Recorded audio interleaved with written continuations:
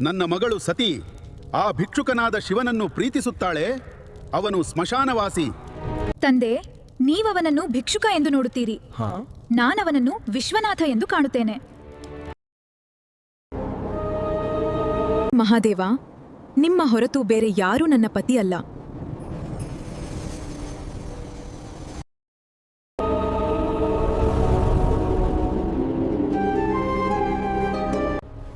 ಸತಿ, ನಿನ್ನ ಭಕ್ತಿ ನನ್ನ ಮನಸ್ಸನ್ನೇ ಕರಗಿಸಿದೆ.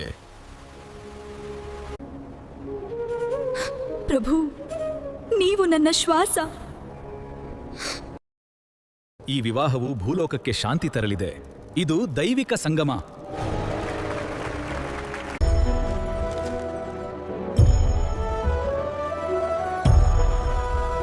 ಶಿವನೇ ಆಗಿದ್ದರೂ ನನ್ನ ಮಗಳ ಆಯ್ಕೆ.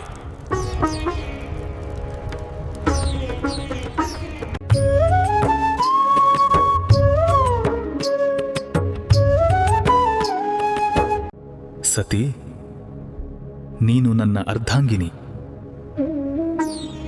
ನಾನು ನಿಮ್ಮ ಶಕ್ತಿ. ಹರ ಹರ ಮಹಾದೇವ.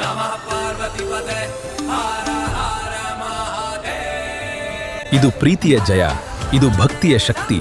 ಸತಿ ಮತ್ತು ಮಹಾದೇವರ ಸಂಗಮ, ಶಕ್ತಿ ಮತ್ತು ಶಿವರ ಏಕತ್ವ.